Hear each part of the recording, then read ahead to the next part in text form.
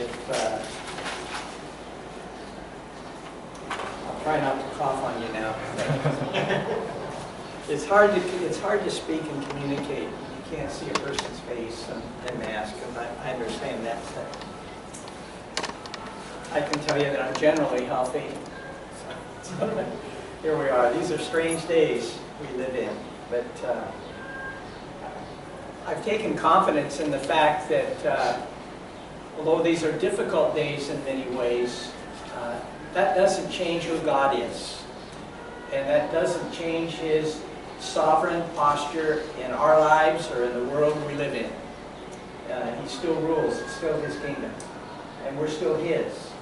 And we're His by spiritual birth into His family through faith in Jesus and His death on the cross on our behalf. We have every reason to have confidence that we're in His care. I said, I told some earlier that a good friend of mine passed away last night. He's been struggling with cancer for 6 months or so, but he walked this time in a lot of physical difficulty, but did it with confidence that when he was done in this body, he was going to be present with the Lord. And I said, that's all of our hope. But for him, that's a reality today. And that's pretty exciting for me. Well, we're doing a study in Proverbs. We're in chapter 3 today. And in chapter 3, King Solomon continues to appeal to his son to make good choices in life. Choices that produce desirable rewards. Do the good things, the right things, and good things, right things will come to you. God will provide those for you. That's what the bottom line message of the chapter is. Choices based on knowledge, understanding, and wisdom, found in respecting and pursuing God with a whole heart, will always result in good rewards. In our text, we find an instruction that is followed by a positive reward. That's kind of how the whole passage here is laid out. This is my instruction, and this is the reward that will come when you listen to what I have to say. That's how Solomon kind of put together this whole presentation. It begins here in Proverbs chapter 3, verse 1. It says this, "My son, do not forget my teaching, but let your heart keep my commandments." This is much like what we read a couple weeks ago in chapter 1, verse 8, where Solomon said, "Hear, my son, your father's instruction, and do not forsake your mother's teaching." I said that listening to your parents was an important thing that Solomon was trying to communicate to his son. And we're going to see that as we continue down here. But I said, don't forget the teachings of your dad. I didn't have that close a relationship with my dad in my growing-up years. My dad was very diligent in his work, a strong work ethic. He'd work 12, 14 hours a day, usually 7 days a week.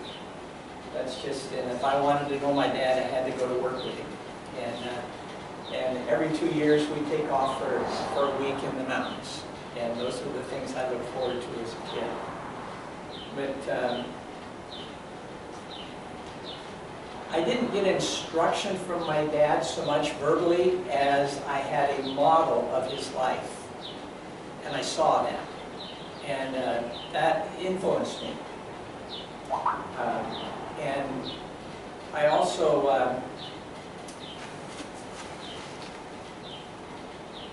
I'd say my mom was probably the one who was more verbal with me. But I learned things from them. And among the things I learned is that God is. That was just really something firm that I got from both my mom and dad. God is, and He's engaged with us. He's in control. He's sovereign. I saw that in how they practiced life, made decisions in life. And I also saw modeled in my dad's life, particularly, just a deep compassion for other people and engagement in the community. He was instrumental in major changes in the small town we lived in. He started a lot of service clubs and engaged people in the community to do things. And that rubbed off on me. I'm very conscious of the world I live in, and the community I live in, and the people around me. But I learned those things from my dad. And Solomon said, what you've learned from me, Rehoboam, the son, he said, what you've learned from me, don't forget it. Keep it in your heart. Remember it. Like just now, I remembered from my heart things about my folks. Don't throw away what your parents have been saying to you. Solomon pled with his son, basically said this, listen up. Don't dismiss what I tell you. Value my words in your heart. They will protect you, guide you, and result in God's blessing in your life. These are words of wisdom that God promised He'd give to me. Solomon could have easily said that. Remember back the first time we started looking at the Proverbs, we looked at Solomon. God asked Solomon, what do you want from me? And Solomon said, just grant me wisdom, that I might lead your people, rule your people well. And God did. God promised that He would give Solomon more wisdom than any man before him or any man that would follow. Which would tell me today, living here, standing here, that Solomon got more wisdom than anybody else on the face of the earth. And he recorded that wisdom in the Proverbs, in Ecclesiastes, and in the Song of Solomon. These are writings attributed to Solomon that are the wisdom books. And I said, we're learning some of those things. That what did God tell Solomon? And so in one sense, Solomon's speaking to his son in the writings. But what he's telling his son is the things that God told him. And so the things we're reading are God's message not only to Solomon, to his son, but to us as we read. This is God's thoughts. These are God's values. These are God's words. And that's what we're reading through here together. And he said to Solomon, now I'm giving these things to you in much the same way that your parents, our parents, gave to us the things that God was teaching them. So, the instruction, do not forget my teaching, but let your heart keep my commandments, is followed by the reward in verse 2. For length of days and years of life and peace they will add to you. What Solomon's saying here, if you listen to my instruction, and if you don't forget my teaching, and if you let your heart keep those commandments, then you're going to live a long, productive life. That's a reward that comes with honoring your mother and your father and listening to what they had to say to you. And I would say particularly the things they have said to you that are teachings from God and promises from God.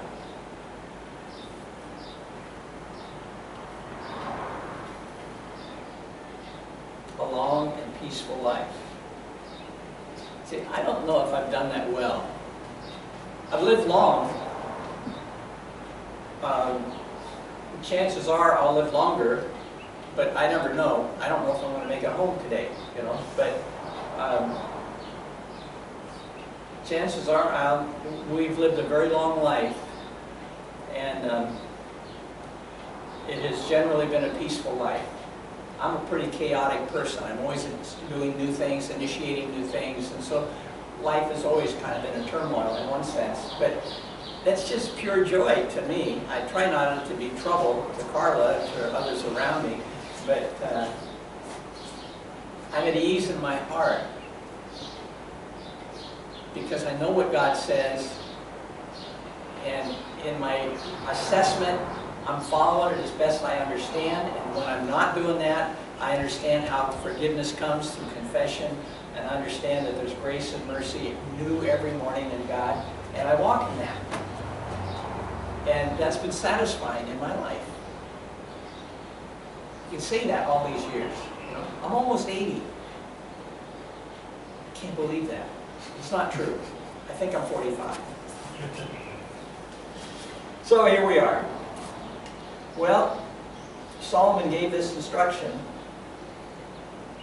and a reward. And I think that Solomon certainly knew the 10 Commandments that God had given, and that the 4th commandment, found in Exodus 20, verse 12, honor your father and your mother, that your days may be prolonged in the land which the Lord your God gives you. So he was basically repeating the command statement in his teaching to his son. He says, honor your father and mother, and that will result in a long life. That's from the 10 Commandments. And Solomon certainly would have also known the psalm. It's not attributed to David, but it could have been David. But Psalm 91, verse 14, God says, because he has loved me, because this is the person, the object of his story here, because he has loved me, therefore I will deliver him. I will set him surely on high, because he has known my name. He will call upon me, and I will answer him. I will be with him in trouble. I will rescue him and honor him. With a long life I will satisfy him and let him see my salvation. So Solomon would have known that psalm and the collection of psalms of David, his dad.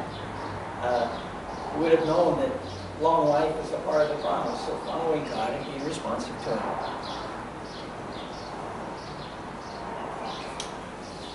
And then Paul, in his letter to the Ephesians, referred to this commandment, the commandment to honor your father and mother. He said, honor your father and mother, which is the first commandment with a promise, so that it may be well with you and that you may live long on the earth.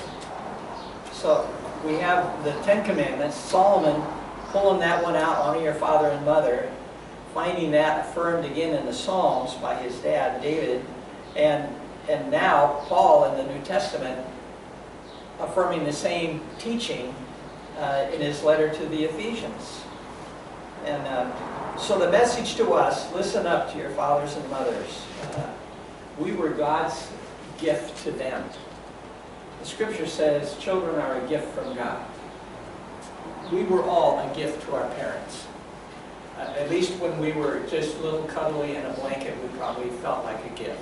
And then we grew up and got to be what we are and created all kinds of problems for our parents too, probably. I don't know, maybe you're all pretty fine. I don't live in your home, so I don't know what life is like. But so we're down here and we say we are God's gift to our parents, and to them God gave the responsibility to raise us up and to value the things that produce a good, productive, and satisfying life.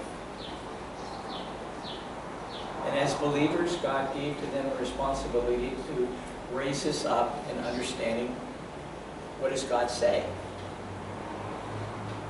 And I'm guessing they've been doing that in your life.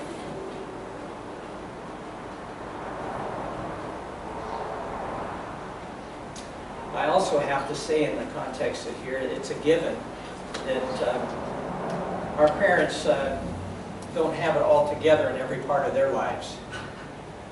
I'd have to at least speak for that for myself, for our 3 kids and the grandkids, that although I understand a lot about what God teaches, I don't have it all together all the time for me. But God's still at work in our parents. God's still working in our lives.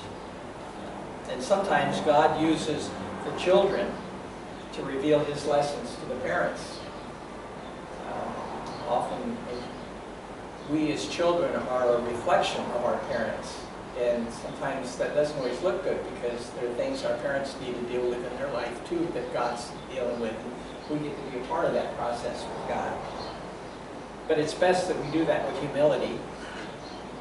It's best that we do that with respect towards each other and towards God.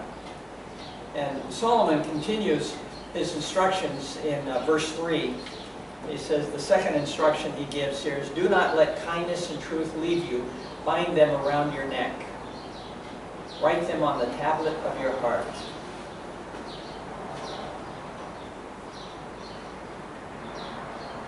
In a few weeks we'll be in Proverbs 14, probably a lot of weeks. We'll be in Proverbs 14. It says, 14:22, will they not go astray who devise evil? But kindness and truth will be with those who devise good. Those who are about doing things, creating, involving, engaging, producing good, will be people that are not only an honor to God, but kindness and truth will follow them. So I asked the question, what is the good he's talking about? And I find that in the prophet Micah, who followed years later the writing of Solomon. Micah said this, God has told you, O man, what is good. And that is, what does the Lord require of you but to do justice, love kindness, and walk humbly with your God? What would our world look like in the last 4 weeks if everyone knew that loving justice, doing justice, and loving kindness, and walking humbly with God? How would our world look? I'm just saying, now I can't answer for my world, but I can answer for me. How is my life different in the context of the world I'm living in now because of God? Is justice what I am about? Do I do things that are just? Do I do things that promote justice? Am I kind? Do I enjoy, do I love being kind?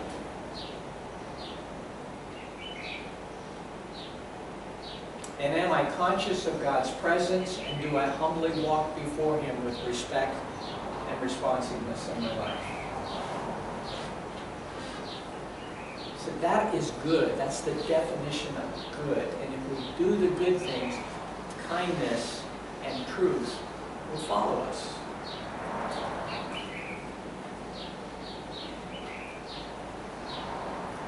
It's interesting that Paul, in his writing to the Galatians were pretty hung up on how they lived their life and figured if they do this, that God owes them certain things. That the benefits of God come from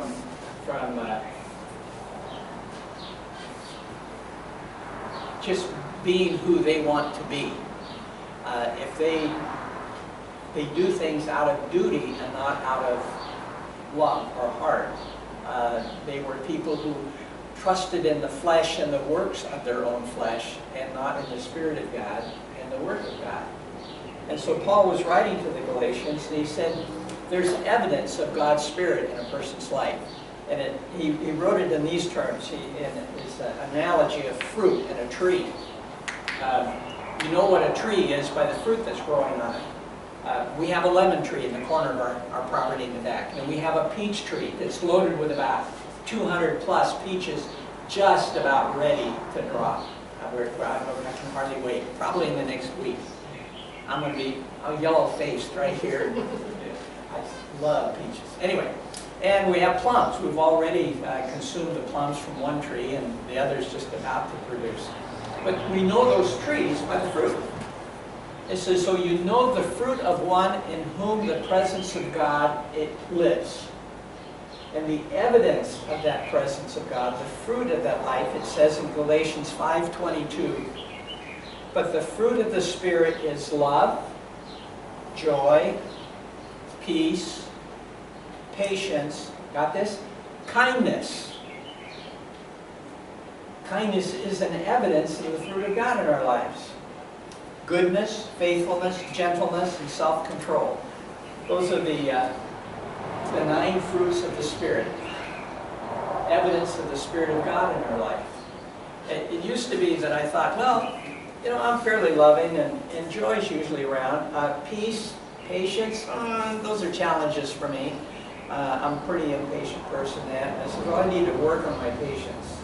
I thought, well, what I just read here is that patience is evidence of God's Spirit. So maybe not working on my patience is what I need to be doing, but what I need to be doing is pursuing God in a more intimate, personal way. And then patience will be present. You with me on that? He said, so I can follow here that the things that God wants of me, He's ready to produce in me if I just pursue Him. If I open my heart and my life of Him, if I seek Him, if I acknowledge Him, if I respect Him, if I come to Him, I pray, and my life is lived openly before Him. The things that He says that He wants of us as believers, He produces in us by our pursuit of Him and our heart relationship with Him. And we find too that these two items that are mentioned here in this instruction, do not let kindness and truth leave you, bind them around your neck. We find them reflected in Ephesians chapter 4 as well, in Paul's writing to the Ephesians. He says, but speaking the truth in love. When you're with believers, when you're with anybody, speak the truth in love. Be truthful. And it says the result of that, we will grow up in all aspects into Him who is the head, even Christ. We'll grow up in our relationship with Christ. Just learn how to live truthfully, honestly, openly, transparent with the world around us. And particularly with believers, because that'll result in us growing together as believers.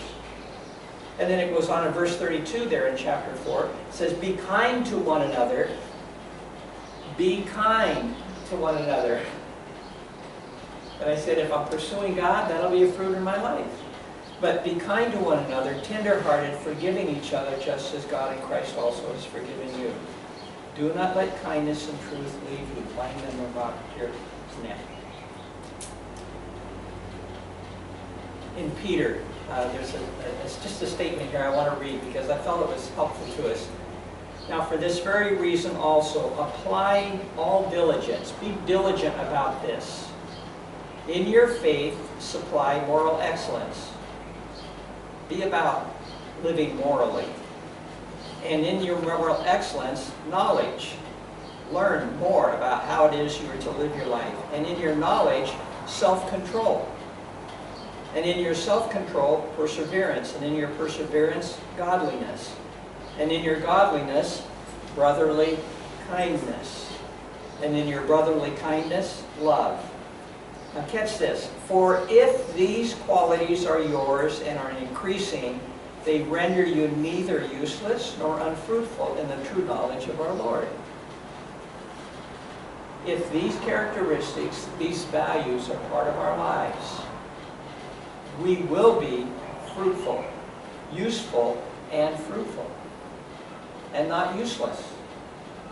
You know, I don't know how many people I meet that just think lowly of themselves. You know, I'm just not able, I'm not capable, they're better than I am in that, I don't know. And I'm going, particularly your generation. And I said, you got no need to feel that way. We're all a creation of God. He's given us reason to live, purpose in living. He's given us a charge to engage our world and that the world can benefit from our presence being here. And He's gifted us with things that can uniquely make a difference in somebody else's life. Can I be open with that? God made me friendly. You know, I suppose it's stuff in my childhood and all that shapes some of that, but here I am. In God's sovereignty, I'm just a friendly person. I don't tend to make distinctions among people. You came into this world the same way I did. You know, equality isn't even a consideration in my head. We're the same. If that's equal, if we need to say that, then yeah, we're all equal. But that's how I came into this world. So consequently, it serves me best if I find myself in situations where I'm engaging people and affirming them. Because that's how I see them, because I think that's how God sees them. And in that context, I can speak faith to them, I can speak trust in God, and I can teach things that God has said about to other people, not because I come in judgment, but because I come with an open heart. And I care about them. There's some times that I've been I have to say things, I feel like I have to say things that may come off cruel to somebody because they're things they need to hear because it's destructive in their life, what they're doing. And I said, so there are times when I have to be, I don't come off friendly, but I'm doing it out of the deep concern of my heart and life for them. And I do that from a heart that believes in them. But I said, these things can happen to us. But I said, if these qualities are ours and increasing, we will be useful and will be fruitful. But, it says, for he who lacks these qualities is blind and short-sighted, having forgotten his purification from his former sins, having forgotten what he was before Christ saved him.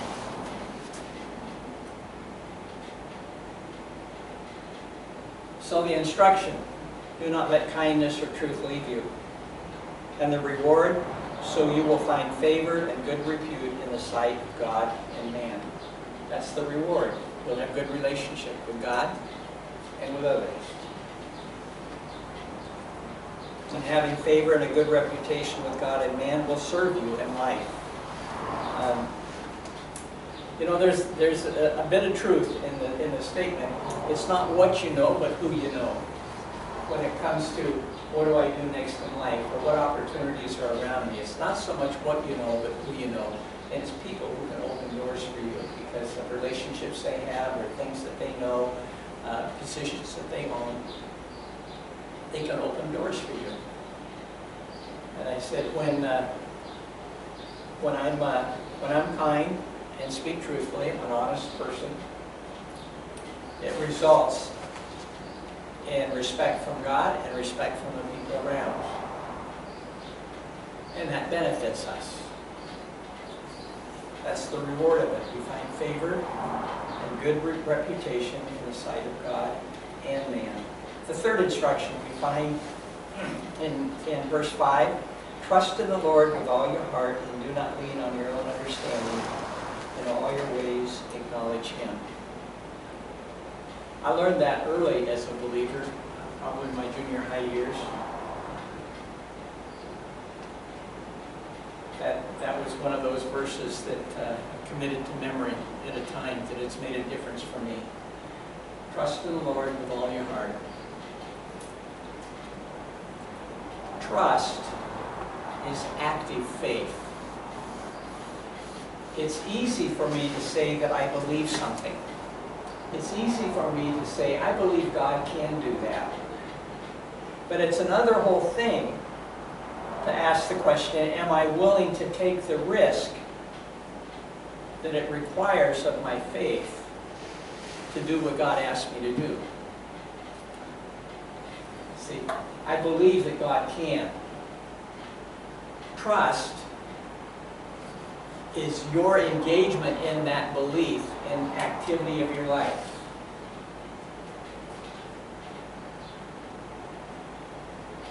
I'm pretty sure I probably used this illustration and I'm missing some of the details, but I'm going to refer to it right now with you anyway, and that is that there was a time in history, this is real life, that there was a cable across the Niagara Falls. And there was a guy who was a tightrope walker. Balance, could walk on rope. You've seen that happen and stuff. Well, they had a wheelbarrow.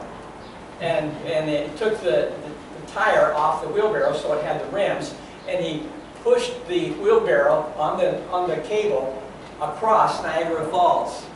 And the crowd that was there cheered him and he said, oh, this is so exciting. And he said to somebody who was standing on the other side, he said, do you believe I can go back across again? And they said, yeah, you can do that. And he says, get in.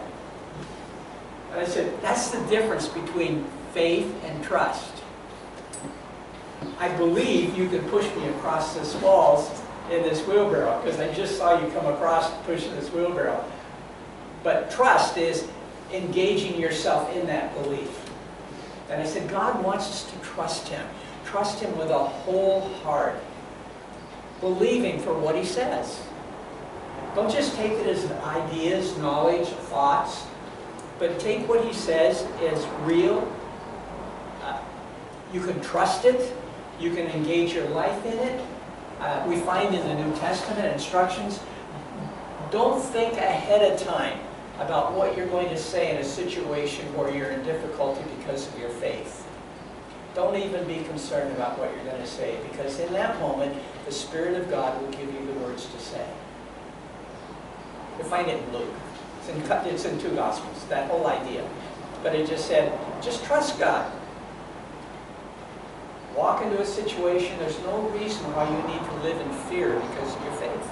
God's present with you. He's got you. If it ends up costing your life for what you do, you only get to be present with the Lord sooner. You're going to be there anyway. And I go, can I walk in that belief and that trust in the course of my life?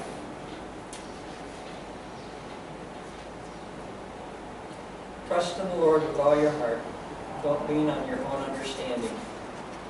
In all your ways acknowledge Him. And so I ask the question, can you act contrary to your limited understanding and trust in God? It's not foolish to do something that's risky if you know God wants you to do it.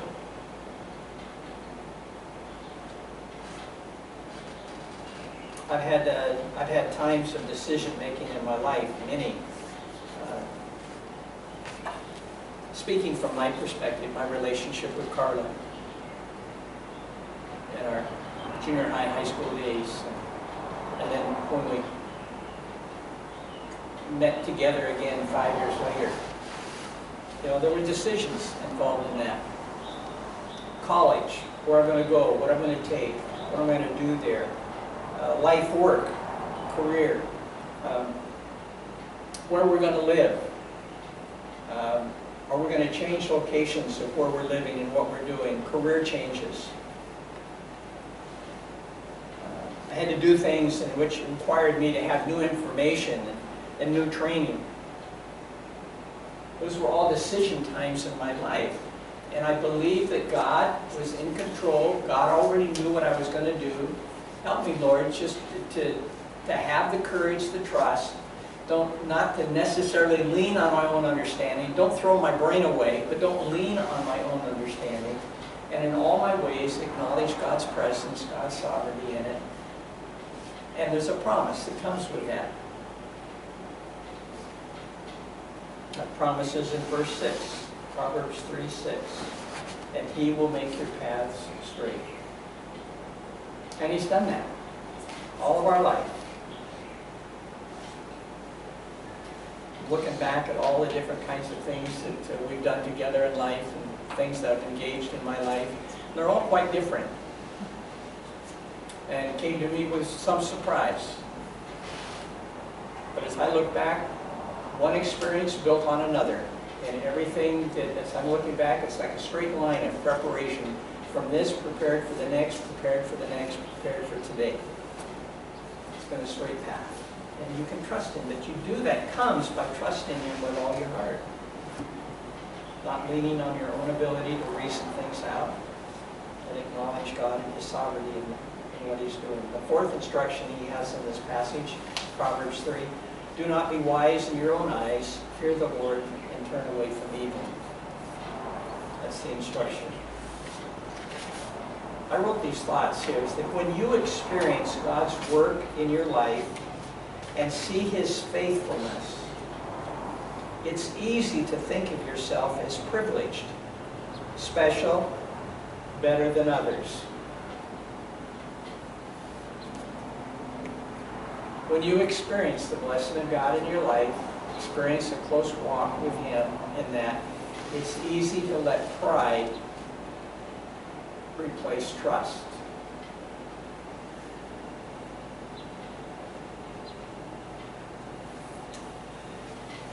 And we begin thinking, hey, I'm pretty smart.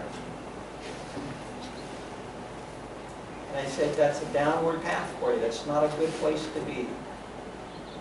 Do not be wise in your own eyes. Fear the Lord and turn away from evil. Respect the Lord. And choose to do good. Humbly walk in gratitude. Recognize it's God's work in you. It's not you who become what you are. It's God's work. The sad thing is this is Solomon King Solomon writing this message to his son Rehoboam. And this is King Solomon who got all this wisdom from God,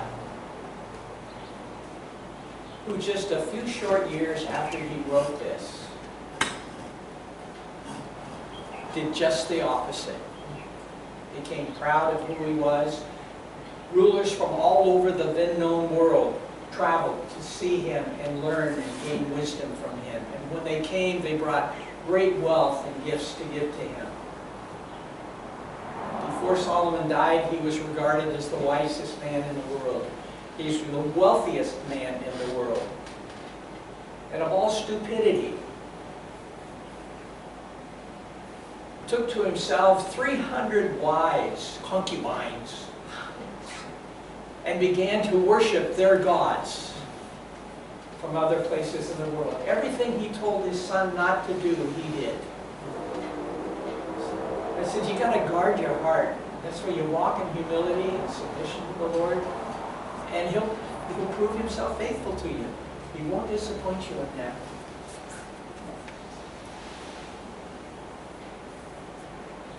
Romans chapter 1, Paul describes the situation. He says, professing to be wise, they became fools. And that's what happens to us.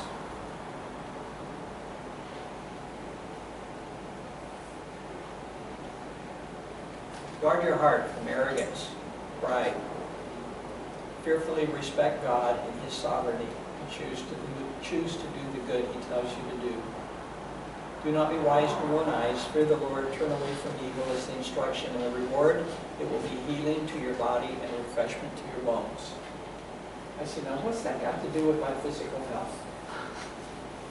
You know, don't be wise in your own eyes, but reverence the Lord and choose to do good. Turn away from evil, and it'll be healthy, is what it says. And so I asked the question: how does humility and respecting God and choosing to do good produce physical healing and refreshment?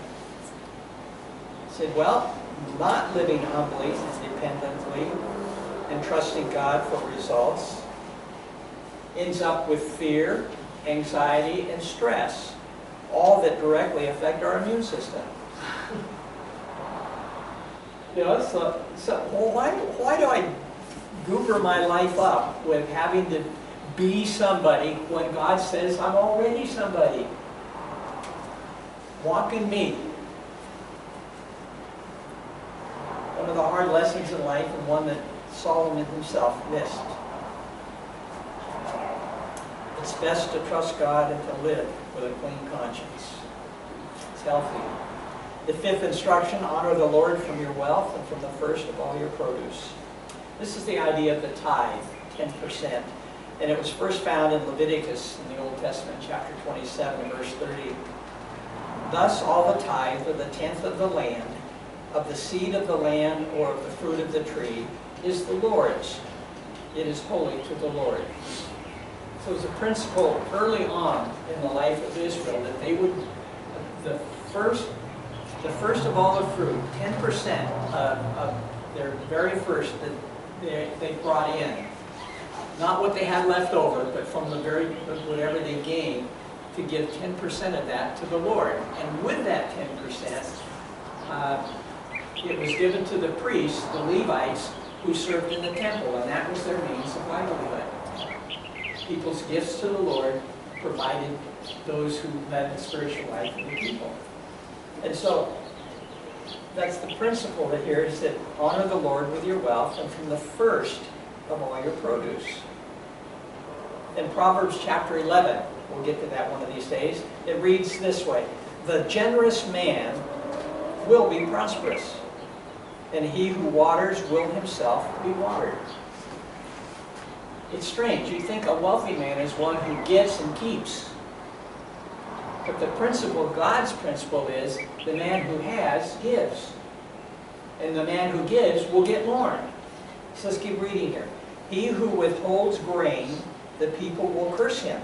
The blessing will be on the head of him who sells the grain.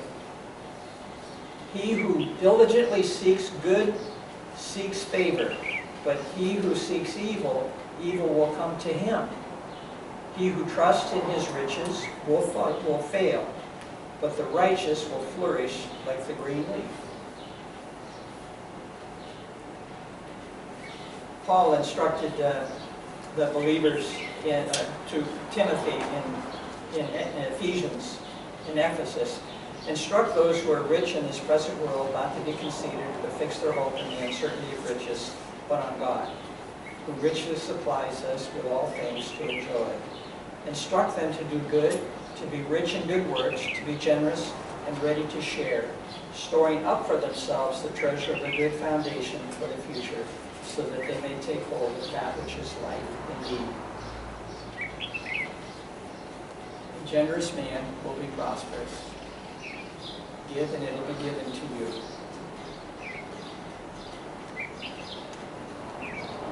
And the giving isn't out of obligation.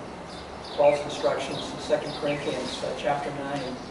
Each one must do just as he has purposed in his heart, not grudgingly or under compulsion, for God loves a cheerful giver. I'm not required to give 10% as a follower of Christ. I'm required to give my whole life. And when I give my whole life, He gives it all back to me, full and satisfying, fulfilling, far beyond anything of my own doing. And God is able to make all grace abound to you, so that always having all sufficiency in everything, you have everything you need. You may have an abundance for every good deed. You'll have all that you need and more that you can serve in helping others. So the instruction, honor the Lord from your wealth, and the reward is, so your barns will be filled with plenty, and your vats will overflow with new wine. Give, and it will be given to you. The prophet Malachi said, bring the whole tithe into the storehouse, so that there may be food in my house, speaking of God.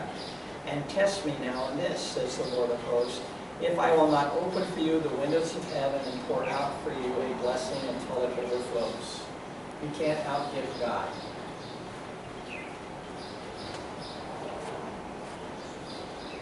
A generous man has. A generous man is satisfied. The sixth instruction, the last that's listed in here, my son, do not reject the discipline of the Lord, or loathe his reproof. For whom the Lord loves, he reproves, even as a father corrects the son in whom he delights.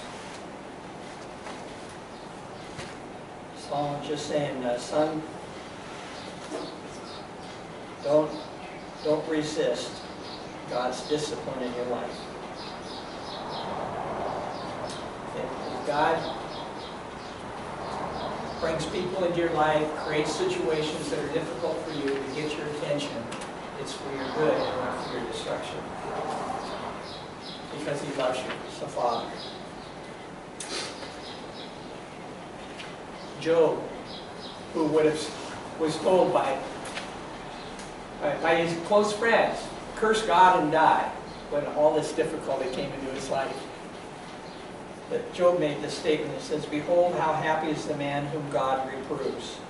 So do not despise the discipline of the Almighty, for he inflicts pain and He gives relief. He wounds, and His hands also heal.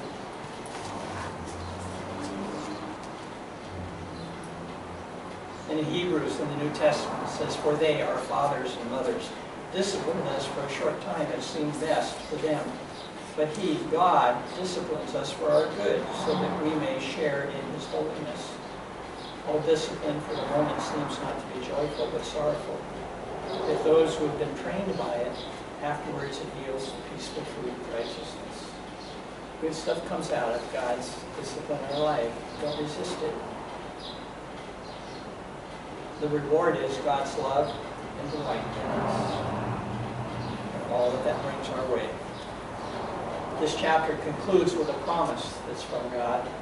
How blessed, happy is the man who finds wisdom, and the man who gains understanding. For her profit, and her, referring to wisdom, remember from the last chapter, there was the picture of wisdom being a woman. the analogy that was there for us. For her profit is better than the profit of silver, and her gain better than fine gold.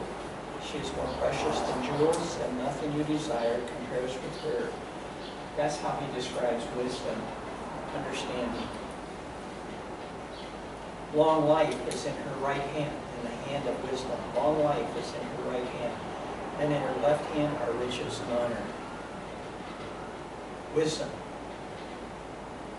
brings long life, riches, and honor. Her ways are pleasant ways, and all her ways are peace. She is a tree of life to those who take hold of her, and happy are all who hold her fast. Wisdom, the ways of wisdom are pleasant ways, and they're the paths of peace. Wisdom is a tree of life to those who take hold of it, who live by it, and happy are those who hold wisdom. Father, I want to thank you for the words that you gave to Solomon, for the example, Lord, of what he wrote to his son, and what we learned just from the tragedy of not doing what you told him to do in his own life. Lord, guard our hearts, that we might follow you and trust you with all that we are. We will not ever be a disappointment to you.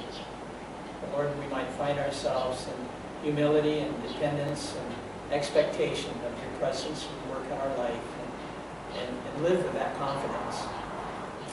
Grateful that we can do that in you. We thank you in Christ. Amen.